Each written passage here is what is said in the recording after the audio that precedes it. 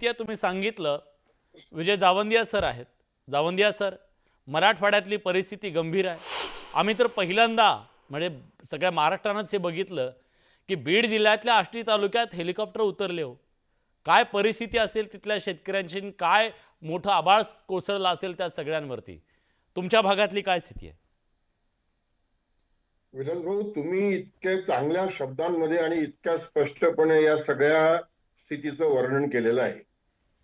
तुम्ही सुरुवातीला गांजाची झाडं आहे माझ्या शेतात हे सांगा, यातनं फार मोठा संदेश दिलेला आहे. मला माझ्या व्हॉट्सअपवर एक पत्रिका आलेली आहे. ती पत्रिका अशी आहे की आम्ही आमच्या सोयाबीनवर रोटावेटर चालवणार आहोत. या कार्यक्रमामध्ये आपण सहभागी होण्याकरता यावे असं आपल्याला आमंत्रण देण्यात येत आहे. जरा विचार करावा याच्यावरूनच की काय परिस्थिती आहे ग्रामीण भागातली. ज्या शेतांमध्ये त्याच्या पाणी आहे, शेतकऱ्याची तेरवीच म्हणायला हवी किंवा अंत्यसंस्काराचा कार्यक्रम म्हणायला हवा याला. अहो मी नेहमी म्हणतो, आमचे किशोर भाऊ आत्महत्या मोजतात.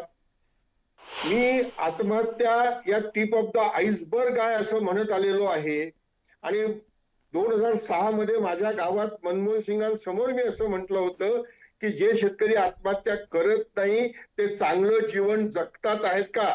दे are living just because they are not dying. पण आम्ही शेतकरी नेते सुद्धा कमजोर आहोत हे मला मान्य करायला काही शंका नाही आहे. अहो जिथे पाऊस खूप पडला, वावरात पाणी आहे, तिथलं काय सर्वेक्षण करण्याची गरज आहे.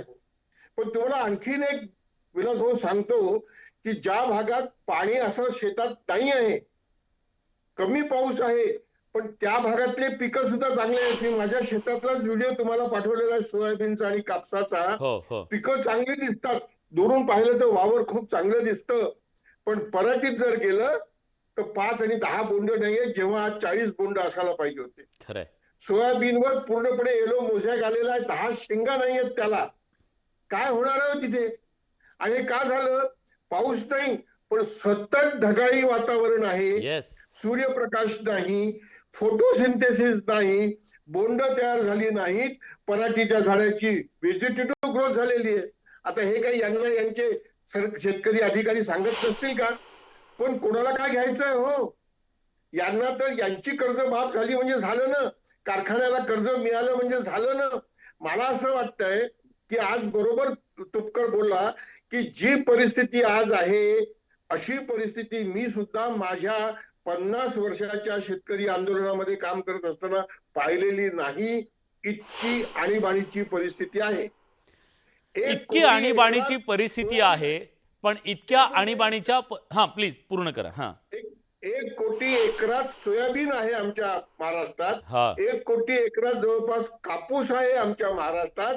मी म्हणतो की कमीत कमी 10,000 रुपयाचे इनपुटचे खर्च आतापर्यंत शेतकऱ्याची स्वतःची मेहनत नाही, मजुरांची मेहनत नाही, 10,000 रुपयाचा कॅश प्रति एकरी खर्च झालेला आहे.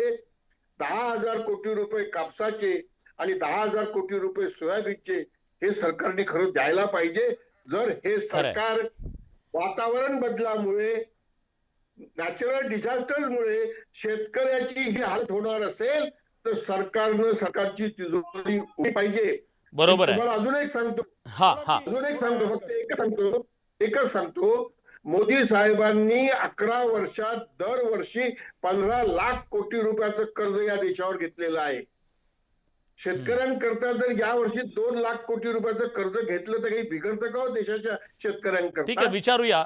पण मुद्दा हा सुद्धा आहे की आता शेतकऱ्याला प्रत्येक सीझनमध्ये अशा प्रकारच्या संकटाला सामोरं जावं लागत असेल तर सरकार प्रत्येक वेळेस मदत देऊन शेतकऱ्याचं ते सगळं नुकसान भरपाई तर देऊ शकत नाही. ही वस्तुस्थिती आहे. या सगळ्या प्रश्नावरती मार्ग कसा काढायचा? कारण आता हवामान बदलाच्या दृष्टीनं सुद्धा शेतीत काही बदल करणं गरजेचं आहे का, किंवा सरकारी धोरणांमध्ये काही मूलभूत बदल होणं गरजेचं आहे, की आपल्या पीक पद्धतीत काही बदल होणं गरजेचं आहे? काय करायला हवं म्हणून इथल्या शेतकऱ्याला कधीतरी 4 दिवस चांगले येतील.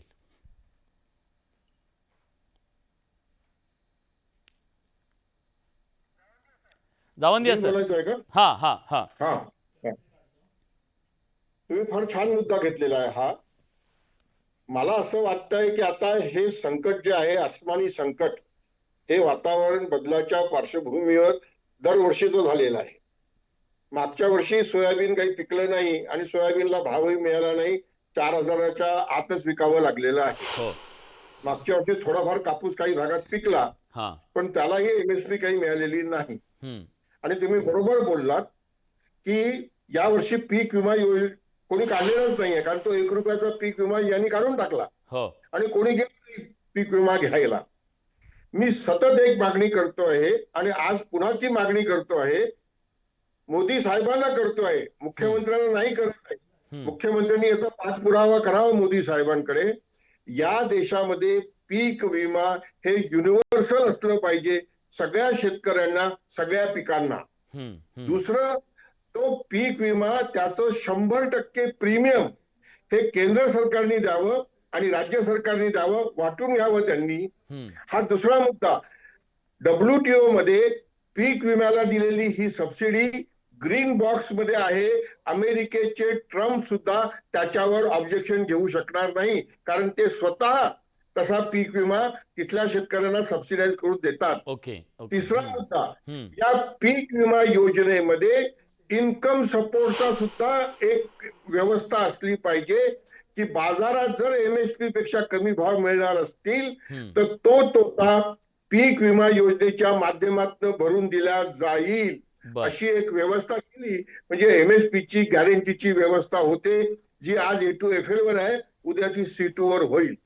मला असं वाटतंय की याच्यामध्ये आणखीन एक मुद्दा हा घ्यावा, की अमेरिकेप्रमाणे इंडिव्हिज्युअल शेतकरी याचा विमा आमच्याकडे होऊ शकत नाही, कारण आमच्याकडे 2,000, 5,000, 10,000 एकराचे शेतकरी नाही, ते 5 एकर, 10 एकरचे आहेत.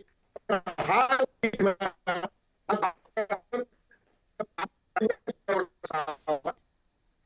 हा, ठीक आहे सर. तुमचा आवाज आमच्यापर्यंत